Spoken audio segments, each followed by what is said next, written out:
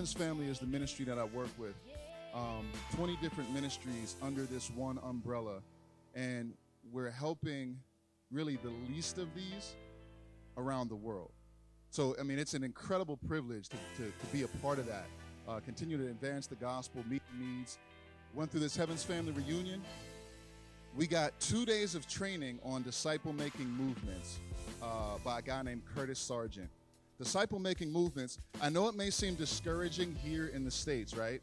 And even in New Ken, but if you come out on the streets with us, like, yo, God is like delivering the projects to us right now. He's opening up these doors in the hearts of people to receive his word. And now we have more churches getting on board with what we're doing. Because they're seeing like, wait a minute, okay, these guys really aren't about their kingdom, but about his. So the threat has kind of been removed, okay? Not about building up our church, though it is, but not for the sake of building up our church so we're the big dogs on the block, but rather to build the kingdom. So if people get saved and they come to your church and you're out here working with us, praise God. If you're preaching and teaching the word. So 2 days of disciple training. This is usually a 4-day training. So you think about 4 days crushed down into 2. Crazy. 2 8-hour days, all about discipleship. And he talked about these simple churches or house churches. Now, I want you to understand, I'm not advocating that we move away from meeting in this building, okay? And we'll get to some of this later on. But when he talked about simple churches, there were 3 points to a simple church, and it was basically, this is what's happening around the world in these disciple-making movements. In places like Afghanistan, where you could be killed for singing unto God, you don't come to a building to meet, right? But here's the amazing thing. In places like Afghanistan, the gospel is spreading rapidly. And Muslims are having visions of Jesus. So, okay, what's happening here in the States? It seems like the church is irrelevant, right? So, my job today is to do this. Turn to Hebrews chapter 10. We're going to start here. Hebrews 10, verse 24 and 25 is what we're going to read. Hebrews 10. And I'll be reading out of the ESV so you can follow along on the screen. But if you have a Bible, if you got a pen and pad, take notes. I'm telling you, if we get all this in and where we can move from here, if you're willing, we really can flip New Kent on its head, yo. We really can. So Hebrews chapter 10, verse 24 says this.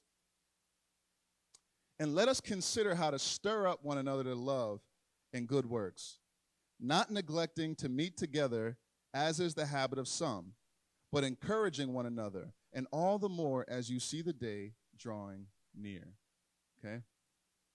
So follow me on this. He says, let us consider, how do we stir one another up, right? What do we say? What do we do? How do we encourage one another so that we get after verse 24? No, that's okay. You're okay. So what do we do to stir up the gifts? And he says, don't do like some who neglect coming into the house, who neglect the gathering of the saints together. So we are not to do Lone Ranger church. Follow me?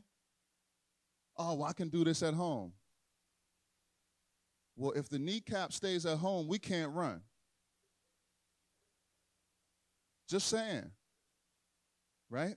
And for the one who says, I can do this at home, I would challenge you to ask, well, what fruit are you bearing, my friend? What disciples have been made as you stay home?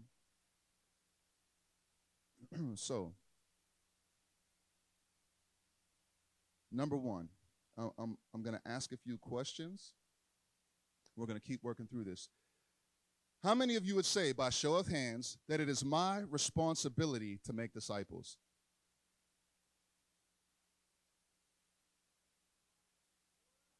No, my as in mine. You would say, it is my responsibility. You would say, it is my responsibility to make disciples. How many of you would say that? Show of hands. Okay. How many of you guys are believers? Okay. Did those same hands go up for both questions? Okay. Did those same hands go up for both questions? Yes, right? Okay. Teamwork. We in this together. All right. All right. Next question. By show of hands, how many of you would say, I am doing a great job making disciples? We have one hand. One hand. Now, when you think of that, how many people are sitting here? How many know it's their responsibility? One hand goes up and says, I'm doing a great job making disciples. Now watch this. Watch this. All right? You're free to look around the room. Don't be ashamed. How many of you, by show of hands, would say, I was trained to make disciples?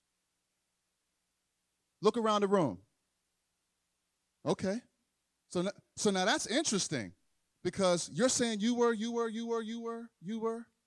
guys were trained to make disciples. I knew Brother Paul's hand was going to go up, because I know you know.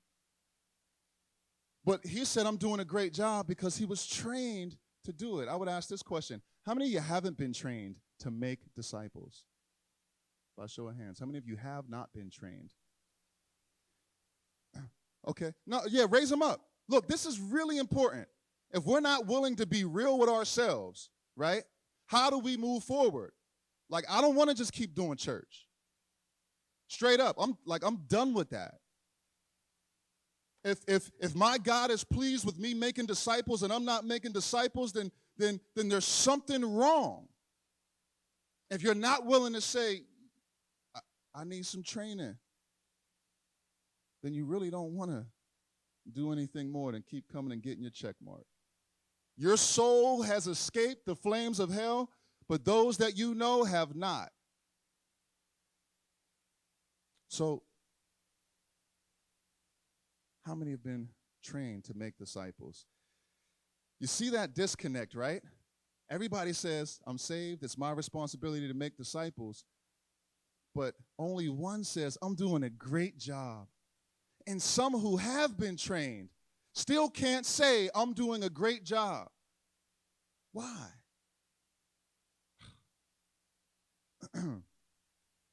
So, someone can be in the church for years, be a great church member, but a poor disciple maker.